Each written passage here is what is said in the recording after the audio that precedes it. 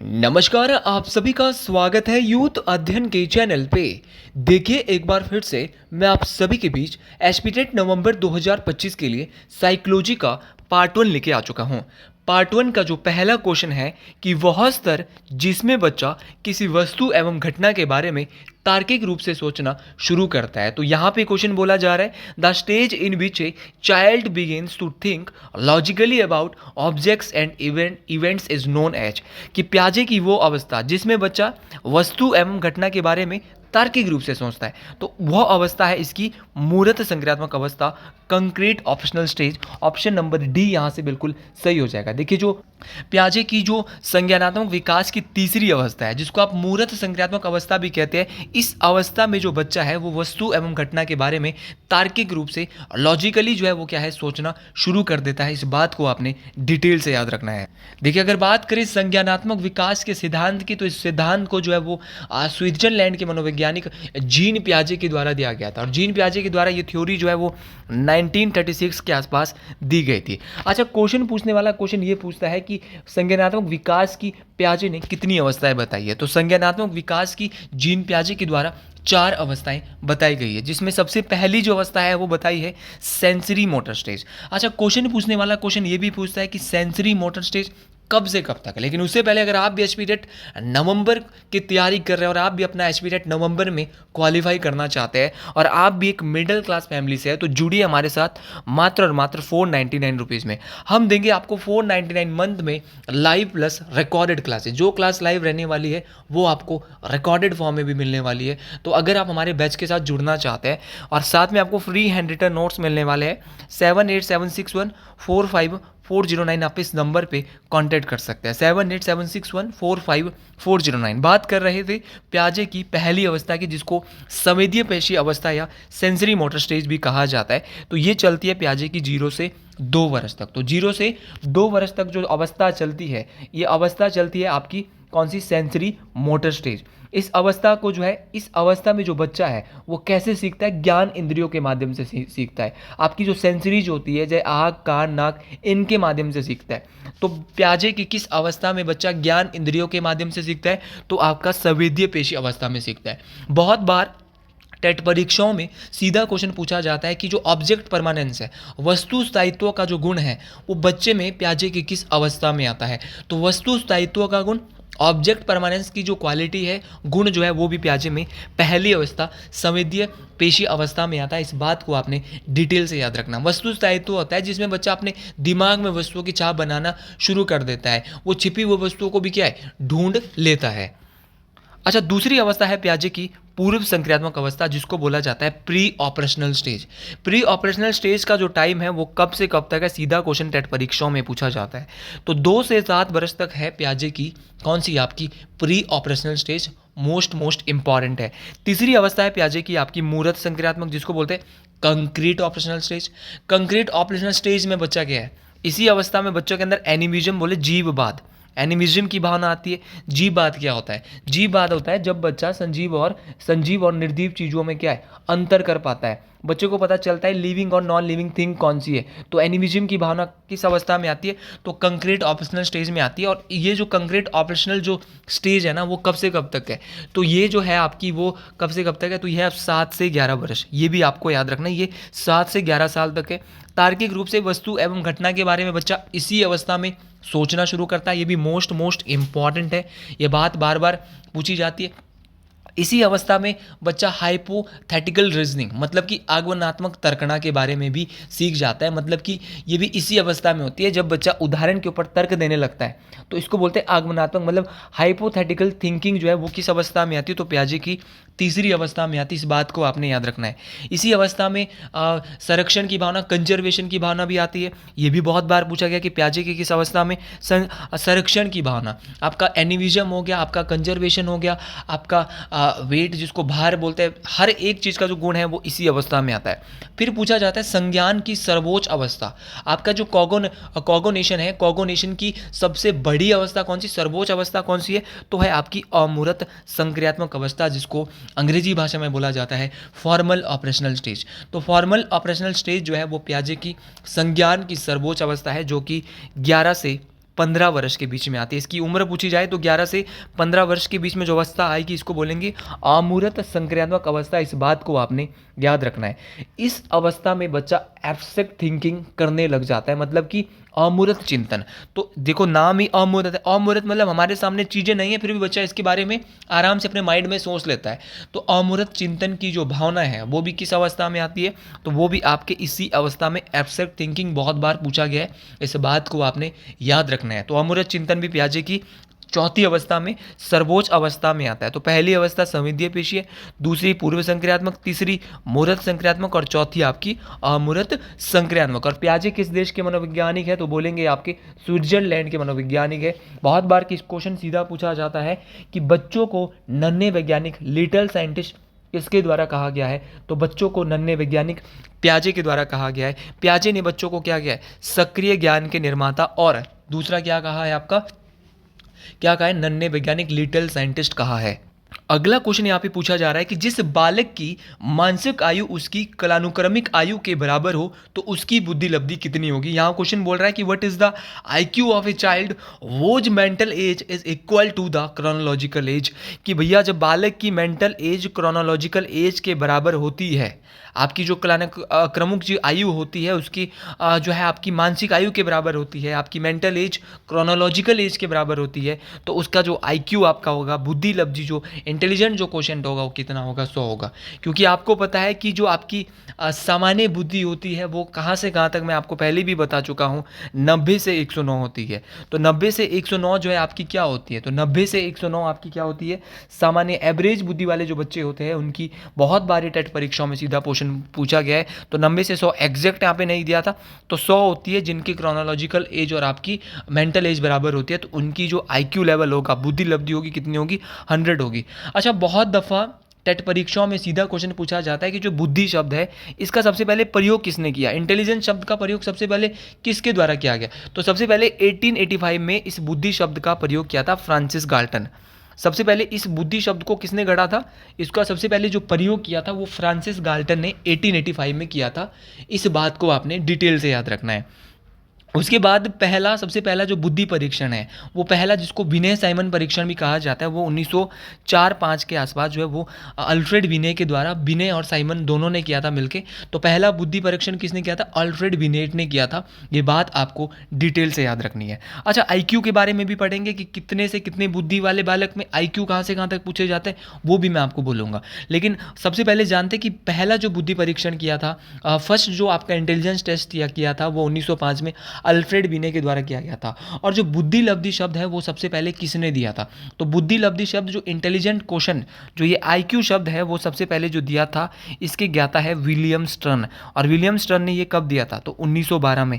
ये question TET परीक्षाओं में 10 बार पूछा जा चुका है कि बुद्धि लब्धि शब्द जो है वो किसके द्वारा, तो विलियम स्टर्न के द्वारा ये बुद्धि लब्धि शब्द दिया गया था। इस बात को आपने डिटेल से याद रखना है, ये बात परीक्षाओं में काम आने वाली है। तो विलियम स्टर्न के द्वारा 1912 में एक जर्मन मनोवैज्ञानिक है, इनके द्वारा जो है वो क्या दिया गया था आपका, ये वाला जो है बुद्धि लब्धि शब्द दिया गया था। अच्छा, बुद्धि लब्धि का फॉर्मूला क्या होता है, बहुत दफ़ा टेट परीक्षाओं में इसका फॉर्मूला आपसे पूछ लिया जाता है। तो आईक्यू का जो फॉर्मूला होता है, इस फॉर्मूले को 1916 में संशोधित करके टर्मन के द्वारा, लुइस टर्मन के द्वारा जो है 1916 में जो है वो पूर्ण रूप से दिया जाता है। तो आईक्यू का फॉर्मूला होता है आपका मेंटल एज बटे में होता है क्रोनोलॉजिकल एज।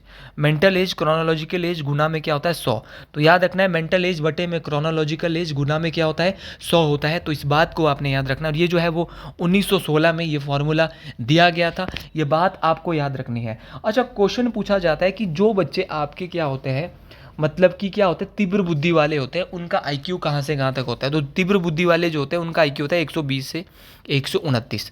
लेकिन जो बच्चे होते हैं आपके प्रतिभाशाली जो गिफ्टेड चिल्ड्रन जो होते हैं उनका आईक्यू कितना होता है, तो उनका 140 से ऊपर होता है। तो गिफ्टेड चिल्ड्रन जितने भी होंगे उनका आईक्यू हमेशा क्या होगा, 140 से ऊपर होगा। ये बात आपने डिटेल से याद रखनी है। और ये सारी की सारी बातें देखिए परीक्षाओं में काम आने वाली है। तो गिफ्टेड चिल्ड्रन का हमेशा, गिफ्टेड चिल्ड्रन की जो आत्म क्षमता होती है, मतलब सेल्फ एफिशिएंसी जो होती है वो हाई होती है, हमेशा वो ऊपर ही सोचते हैं। और उनके आइडियाज़ हमेशा क्रिएटिव आइडियाज़ होते हैं उनके पास, उनकी क्योंकि इनमें क्यूरोसिटी होती है, कुछ करने की एक अलग ही जो है वो क्या होती है, इनके अंदर एक जुनून होता है। और एक क्वेश्चन आता है कि जो मंद बुद्धि बालक होता है उसका आईक्यू कितना होता है। तो मंद बुद्धि बालक का आईक्यू बहुत कम होता है भाई। मंद बुद्धि आईक्यू की बालक की अगर बात करें तो उसका आईक्यू जो होगा वो काफ़ी कम होता है। ठीक है, कितना होता है, 50 से 69 के आसपास मंद बुद्धि का जो बालक होता है उसका आईक्यू होता है। ये भी टेट परीक्षाओं में बहुत बार पूछा गया है। अगला क्वेश्चन है कि शिक्षा की किंडरगार्टन पद्धति का प्रतिपादन किसके द्वारा किया गया। Kindergarten system of education was proposed by. अगर बात करें तो किंडरगार्टन जो विधि है इसका जो प्रतिपादन किया गया वो फ्रेडरिक फ्रोबेल के द्वारा। वैसे तो फ्रोबेल यहाँ पे दिया लेकिन इनका पूरा नाम जो है वो फ्रेडरिक फ्रोबेल है। इनके द्वारा ही पहला किंडरगार्टन जो है वो दुनिया में खोला जाता है। अच्छा, दुनिया के अंदर पहला किंडरगार्टन स्कूल जो इन्होंने खोला वो कहाँ पर खोला, ये भी मोस्ट इंपॉर्टेंट बात है। तो पहला जो किंडरगार्टन स्कूल खोला गया वो जर्मनी के ब्लेकनबर्ग में। कहाँ पे खोला गया, आपका एक जगह का नाम है ब्लेकनबर्ग। तो ब्लेकनबर्ग में पहला किंडरगार्टन दुनिया के अंदर खोला जाता है। वो किसके द्वारा खोला गया, ये फ्रेडरिक फ्रोवेल के द्वारा खोला गया था। इस बात को आपने डिटेल से याद रखना है। अच्छा, ये कब खोला गया, तो ये 1837 में खोला गया। ये बात आपको विकिपीडिया के मुताबिक मैं ये जानकारी आपको दे रहा हूँ। तो 1837 में फ्रेडरिक फ्रोवेल के द्वारा जो है वो पहला किंडरगार्टन जो है यहाँ पे खोला जाता है। और कहाँ पे खोला जाता है, जर्मनी के ब्लेकनबर्ग में खोला जाता है। अच्छा, क्वेश्चन पूछा जाता है कि जो किंडरगार्टन शब्द है ये किस भाषा का शब्द है। तो अगर बात करें किंडरगार्टन की तो किंडरगार्टन जो है एक जर्मन भाषा का शब्द है। किस भाषा का, जर्मन भाषा का शब्द है आपका किंडरगार्टन। इस बात को आपने याद रखना है। अच्छा, किंडर का यहाँ पे अर्थ क्या है, अच्छा किंडर का अर्थ यहाँ पे क्या है और आपका जो गार्टन है उसका अर्थ क्या है। तो ये दोनों ही शब्द यहाँ पे अलग अलग है। अगर बात करें किंडर की तो किंडर शब्द का अर्थ होता है बच्चे, है ना। किंडर का अर्थ होता है बच्चे और गार्टन, गार्टन का जो अर्थ होता है वो होता है बगीचा। तो याद रखना है किंडर गार्टन। तो किंडर का अर्थ यहाँ पे बच्चे है और गार्टन का अर्थ जो है वो बगीचा है। दोनों बातें आपको याद रखनी है। किंडर गार्टन एक जर्मन भाषा का शब्द है।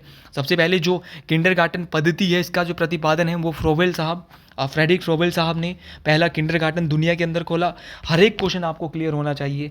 साइकोलॉजी की ये जो मेरी सीरीज चलने वाली है, इस सीरीज को आप ज़्यादा से ज़्यादा फॉलो करिएगा। अगर आपको थोड़ी भी वीडियो अच्छी लगती हो तो कमेंट बॉक्स में लिख दीजिएगा हर हर महादेव। अगला है कि यह परिभाषा किसकी है कि मनोविज्ञान शिक्षा का आधारभूत विज्ञान है। Whose definition is this, the psychology is the most basic science of education. देखिए, जो मनोविज्ञान है वो शिक्षा का आधारभूत विज्ञान है। ये डेफिनेशन जो है वो किसके द्वारा दी गई, अक्सर ऐसे क्वेश्चन परीक्षाओं में पूछे जाते हैं। तो ये डेफिनेशन जो है वो किसने दी, तो याद रखना ये डेफिनेशन जो है वो स्किनर साहब के द्वारा दी गई। तो स्किनर साहब ने क्या बोला कि जो मनोविज्ञान है, जो साइकोलॉजी है वो क्या है, आपका बेसिक साइंस ऑफ एजुकेशन है। तो याद रखना जो शिक्षा का आधारभूत विज्ञान जो मनोविज्ञान को कहा है वो स्किनर के द्वारा कहा गया है। स्किनर के द्वारा ही बहुत इन्होंने एक और जो है वो परिभाषा दी है। उस परिभाषा को इन्होंने बोला है कि मनोविज्ञान व्यवहार एवं अनुभव का भी विज्ञान है। तो ये सीधा क्वेश्चन आपसे पूछा जाएगा कि साइकोलॉजी को व्यवहार एवं अनुभव का विज्ञान किसके द्वारा कहा गया है। तो साइकोलॉजी को व्यवहार एवं अनुभव का जो विज्ञान है वो भी आपका स्किनर साहब के द्वारा कहा गया है। स्किनर के द्वारा एक थ्योरी दी गई थी। और अगर इनकी थ्योरी की बात करें, स्किनर साहब की थ्योरी की बात करें, तो इनकी जो थ्योरी है आप सब लोग जानते हैं। इनकी जो थ्योरी है, इन्होंने अपने थ्योरी पे किस पे जो है ट्रायल एंड एरर की जो थ्योरी है जिसको प्रयास एवं त्रुटि का सिद्धांत बोलते हैं। ये क्वेश्चन भी टेट में 10 बार पूछा जा चुका है कि ट्रायल एंड एरर की थ्योरी किसके द्वारा दी गई थी। माफ़ी चाहूँगा, ट्रायल एंड एरर की थ्योरी तो आपकी किसने दी थी, थॉर्नडाइक। ये मैं गलती से यहाँ पे बोल गया, थॉर्नडाइक के द्वारा दी गई थी आपकी ट्रायल एंड एरर की थ्योरी। स्किनर की बात करें तो भाई स्किनर ने किस पे प्रयोग किया था, मैं बात कर रहा था ये वाले। तो स्किनर की जो थ्योरी थी वो थी ऑपरेंट कंडीशनर है यार, इसको बोलते हैं क्रिया प्रसूत अनुकूलन का सिद्धांत, या इसको पुनर्बलन का सिद्धांत भी बोलता है, जिसमें रिइंफोर्समेंट पनिशमेंट जो थी। तो स्किनर ने जो है वो किस पे प्रयोग किया था, चूहों पर प्रयोग किया था। माफ़ी चाहूँगा थोड़ा सा, स्किनर के द्वारा परिभाषा तो दी गई थी कौन सी, कि जो शिक्षा है वो क्या है, आपका शिक्षा जो है वो क्या है, मनोविज्ञान शिक्षा का आधारभूत विज्ञान है। दूसरी इन्होंने जो आपकी थ्योरी दी थी वो बोली थी कि मनोविज्ञान व्यवहार एवं अनुभव का विज्ञान है। और इनके द्वारा जो थ्योरी दी गई थी, जो तो आपकी इससे पहले मैं बोल रहा था आपका ट्रायल एंड एरर थ्योरी, वो तो भैया आपके थॉर्नडाइक साहब ने, इनकी भी आगे बात करेंगे। लेकिन अभी बात कर रहे हैं स्किनर साहब की, अभी परिभाषाओं की बात कर रहे हैं। वापस आते हैं, एक परिभाषा है कि मनोविज्ञान व्यवहार का शुद्ध विज्ञान है। ये किसने कहा, तो मनोविज्ञान को बिहेवियरिज्म का जो एक शुद्ध विज्ञान कहा गया है, व्यवहार का जो शुद्ध विज्ञान कहा है वो आपका कौन कहेंगे भाई, वाटसन साहब ने। तो वाटसन ने क्या कहा है, वाटसन के द्वारा अच्छा, बात करें मनोविज्ञान को व्यवहार का शुद्ध विज्ञान, जेबी वर्ड्स हमने कहा। अच्छा, मनोविज्ञान व्यवहार का निश्चित विज्ञान है, ये भी बहुत बार पूछा गया है, तो ये भी आपके वाटसन साहब के द्वारा ही कहा गया है। अच्छा, क्रो एंड क्रोड की एक और यहाँ पे परिभाषा, और क्रो एंड क्रो की परिभाषा टेट परीक्षाओं में बहुत बार पूछी जाती है। क्रो एंड क्रो ने बोला था कि मनोविज्ञान मानव व्यवहार और मानव संबंधों का अध्ययन है। तो ये आपने नोट कर लेना है कि क्रो एंड क्रो ने क्या बोला भाई। क्रो एंड क्रो ने जो परिभाषा दी, क्रो एंड क्रो के द्वारा मनोविज्ञान के लिए जो परिभाषा दी गई, वो ये बोला कि मनोविज्ञान मानव व्यवहार और मानव संबंधों का अध्ययन है। ये बात आपको डिटेल से याद रखनी है। फिर आए भैया आपके कौन, आपके वुडवर्थ साहब। वुडवर्थ साहब ने भी एक बात बोल दी। अब वुडवर्थ साहब ने क्या बोला भाई, वुडवर्थ साहब बोलने लग गए। वुडवर्थ साहब ने बोला कि मनोविज्ञान ने सर्वप्रथम आत्मा को खोया, फिर मन या मस्तिष्क को खोया, इसके बाद चेतनाशीलता को खोया, अभी यह व्यवहार का अध्ययन बना हुआ है। तो जो आपका वुडवर्थ साहब है, इन्होंने बहुत ही बेहतरीन बात बोली कि मनोविज्ञान ने सबसे पहले तो आत्मा को खोया, आत्मा मतलब सोल को खोया, फिर मन या फिर माइंड को खोया, मन या मस्तिष्क को खोया, फिर चेतना को खोया, कॉन्शियसनेस को खोया। फिर उसके बाद ये क्या है, वर्तमान में जो बिहेवियरिज्म है, व्यवहार जो है, बिहेवियर का क्या है, अध्ययन है, बिहेवियर की स्टडी है, व्यवहार का अध्ययन है। तो ये बात आपको याद रखनी है कि वुडवर्थ साहब ने ये बात बोली थी। ये सारी की सारी चीज़ें आपको याद रखनी है। साइकोलॉजी में ऐसी परिभाषाएं अक्सर पूछी जाती है। मैंने आज आपको वाटसन की बताई, स्किनर की बताई, क्रो एंड क्रो की बताई और वुडवर्थ की बताई। सब इतनी सी बहुत है। अब अगले क्वेश्चन की बात कर लेते हैं। अगला क्वेश्चन भाई साहब, अगला क्वेश्चन है शिक्षा मनोविज्ञान सहायक है। देखिए, जो शिक्षा मनोविज्ञान है, जो एजुकेशनल साइकोलॉजी है, इज हेल्पफुल इन, तो हेल्पफुल होती है, अनुशासन में भी हेल्पफुल होती है। जी बिल्कुल सही बात है। बाल विकास के ज्ञान में भी हेल्पफुल होती है, ये भी सही बात है। मूल्यांकन में भी होती है। ये तीनों बातें क्या है, बिल्कुल बिल्कुल गलत है भाई। क्योंकि जो आपका शिक्षा मनोविज्ञान है, जब आप एजुकेशनल साइकोलॉजी पढ़ते हैं, तो ये व्यक्ति के सर्वांगीण विकास में, ऑलराउंड डेवलपमेंट में क्या होती है, हेल्पफुल होती है भैया। ये तीनों बातें अनुशासन में चलो हो सकती है, लेकिन यहाँ पे जब ऑप्शन नंबर डी दिखा ना, सर्वांगीण विकास, ऑल राउंड डेवलपमेंट हमको दिखा, तो ये बिल्कुल सही हो गया। क्योंकि शिक्षा मनोविज्ञान जो है वो व्यक्ति के ऑल राउंड डेवलपमेंट में क्या है, सहायक है। इस बात को आपने याद रखना है। अच्छा, बात करें शिक्षा मनोविज्ञान की, तो शिक्षा मनोविज्ञान के जनक कौन है, तो ये अब थॉर्नडाइक साहब हम लोग याद करेंगे। जो मैं आपको पहले बोल रहा था ना, ये थॉर्नडाइक साहब, इनको ही जो है एजुकेशनल साइकोलॉजी का जनक माना जाता है, शिक्षा मनोविज्ञान का जनक माना जाता है। थॉर्नडाइक के द्वारा ही ट्रायल एंड एरर थ्योरी, मैं थोड़ी देर पहले बोल रहा था trial and error theory Skinner ने, नहीं भाई, ट्रायल एंड एरर की जो थ्योरी है, जिसको हिंदी भाषा में प्रयास एवं त्रुटियों का सिद्धांत कहा जाता है, ये जो दिया गया था वो किसके द्वारा दिया गया था, तो प्रयास एवं त्रुटि का जो सिद्धांत है वो आपका थॉर्नडाइक साहब के द्वारा दिया गया था। ये बात आपको याद रखनी है। थॉर्नडाइक ने किस पर प्रयोग किया था, तो थॉर्नडाइक ने अपने सीखने के प्रयोगों के लिए बिल्लियों पर प्रयोग किया था। इसने याद रखना किस पे प्रयोग किया था, बिल्ली पे प्रयोग किया था। और बहुत ज़्यादा इंपॉर्टेंट है कि बिल्ली पर किस मनोवैज्ञानिक ने प्रयोग किया, तो बिल्ली पर जो प्रयोग किया वो थॉर्नडाइक के द्वारा किया गया था। मोस्ट इंपॉर्टेंट है। तो ट्रायल एंड एरर की थ्योरी थॉर्नडाइक के द्वारा दी गई थी। और शैक्षिक मनोविज्ञान के जनक कौन है, तो क्या बोलेंगे, तो शैक्षिक मनोविज्ञान के जनक थॉर्नडाइक साहब है। इस बात को आपने याद रखना, जिनके द्वारा ट्रायल एंड एरर की थ्योरी दी गई थी, बुकी बिल्ली पर प्रयोग किया गया था। ये सारी बातें आपको याद रखनी है। इसके बाद है अगला क्वेश्चन। अगला क्वेश्चन है कि एरिक्सन ने मनोसामाजिक विकास की कितनी अवस्थाएं बताई है, तो ये तो आपको पहले ही पता चल गया। How many stages Erikson described in psycho social development, तो साइको सोशल डेवलपमेंट की जो थ्योरी है, मनोसामाजिक विकास का जो सिद्धांत है वो किसके द्वारा दिया गया था, तो मनोसामाजिक विकास का सिद्धांत जो है वो एरिक्सन के द्वारा दिया गया था। तो एरिक्सन के द्वारा जो मनोसामाजिक विकास है, इसकी 8 अवस्थाएं बताई गई है। अच्छा, 8 अवस्थाएं कौन कौन सी है, चलो एक एक करके बात कर लेते हैं। तो एरिक्सन की जो पहली अवस्था है वो है ट्रस्ट वर्सेस मिसट्रस्ट। तो पहली अवस्था कौन सी है, ट्रस्ट वर्सेस मिसट्रस्ट, जिसको विश्वास बनाम अविश्वास कहा जाता है। दूसरी अवस्था जो इसकी एरिक्सन की है वो है ऑटोनॉमी बनाम शेम, जिसको बोलते हैं स्वायत्त बनाम शर्म, जो कि आपका 1 से 3 वर्ष के बच्चों में होती है। इसके बाद तीसरी अवस्था जो है इसकी, वो कौन सी है, आपकी इनिशिएटिव बनाम गिल्ट, जिसको पहल बनाम अपराध बोध कहा जाता है। चौथी अवस्था है इंडस्ट्री वर्सेस इनफेरियरिटी, उद्योग बनाम हीनता। पांचवी जो अवस्था है इसकी वो कौन सी है, आइडेंटिटी और रोल कन्फ्यूजन, पहचान बनाम भूमिका भ्रम, जो कि किशोर अवस्था में पाई जाती है। तो आइडेंटिटी वर्सेस रोल कन्फ्यूजन, ये प्याजे आपकी जो एरिक्सन है उसकी पांचवी अवस्था है। छठी है इंटीमेसी वर्सेस इजोलेशन, जिसको अलगाव बोलते हैं। फिर सातवीं है आपकी जनरेटिविटी और स्टैग्नेशन, जनात्मकता बनाम ठहराव। और आठवीं है ईगो इंटेग्रिटी वर्सेस डिसअपियर, अहंकार की अखंडता बनाम निराशा। तो पहली बहुत इंपॉर्टेंट है, ट्रस्ट वर्सेस मिसट्रस्ट है। दूसरी भी पूछी गई है, ऑटोनॉमी वर्सेस शेम। पांचवी बहुत ज़्यादा पूछी जाती है। पांचवी अवस्थाएं जो है वो एरिक्सन की कौन सी है, तो आइडेंटिटी वर्सेस रोल कन्फ्यूजन, पहचान बनाम भूमिका भ्रम, जो कि किशोरावस्था में भी पाई जाती है, 12 से 18 वर्ष की अवस्था में पाई जाती है। तो ये हमेशा पूछी जाती है। पहली, दूसरी, तीसरी, चौथी और पांचवी, ये आपको याद रखनी है। पहली तो याद रखनी है और पांचवी ये सबसे ज़्यादा पूछी जा रही है। चौथी भी याद रख लेना, इंडस्ट्री वर्सेस इनफेरिटी। इंटीमेसी, इजोलेशन, ये छठे नंबर की उतनी ज़्यादा नहीं पूछी जाती। तो याद रखना है कि जो आपका मनोसामाजिक विकास का सिद्धांत है वो एरिक्सन ने दिया था। इसकी 8 अवस्थाएं मैं थोड़ी थोड़ी करके आपको बता चुका हूँ। अगला क्वेश्चन है कि प्रत्येक अंडा कोशिका में गुणसूत्र होता है। तो याद रखना कि each egg cell has chromosome. तो भाई देखो, जो हर क्रोमोजोम होता है वो प्रत्येक व्यक्ति में एक्स एक्स तो होता ही होता है। मानव में एक्स वाई होता है और महिला में एक्स एक्स होता है। तो प्रत्येक में एक्स तो भाई देखो होगा ही होगा, ये बात तो आपने याद रखनी है। फिर आपको दूसरी बात याद रखनी है, थोड़ा सा रैंडम यहाँ से बता देता हूँ क्योंकि मैं वीडियो ज़्यादा लंबी नहीं ले जाऊँगा। हद से हद मैं इस वीडियो को 24 मिनट 25 मिनट तक ले जाऊँगा क्योंकि ये पार्ट नंबर 1 है, और ताकि आपके भी इंटरेस्ट बना रहे और हर एक वीडियो मेरी जो आती है वो इसी टाइम पीरियड के अंतर्गत आती है। तो अगर बात करें इस वीडियो की, तो अगर बात करें, अगर मिलता है आपका एक्स एक्स, अगर आपका एक्स एक्स मिलता है तो जन्म किसका होता है, सीधा क्वेश्चन टेट में बहुत बार पूछा गया है। तो अगर एक्स एक्स मिलेगा तो जन्म होगा भाई लड़की का। अगर पुरुष और महिला का एक्स एक्स मिलता है जो जन्म लड़की का होता है। लेकिन अगर एक्स वाई मिल गया तो जन्म होगा लड़के का। ये बात आपने याद रखनी है। अगर पुरुष और महिला का एक्स वाई मिलते हैं तो जन्म किसका होता है, लड़के का होता है। टोटल गुणसूत्र जो होते हैं वो 23 जोड़े होते हैं गुणसूत्रों के, ठीक है। और अगर बात करें 23 जोड़े होते हैं, टोटल ये जो है वो 46 होते हैं।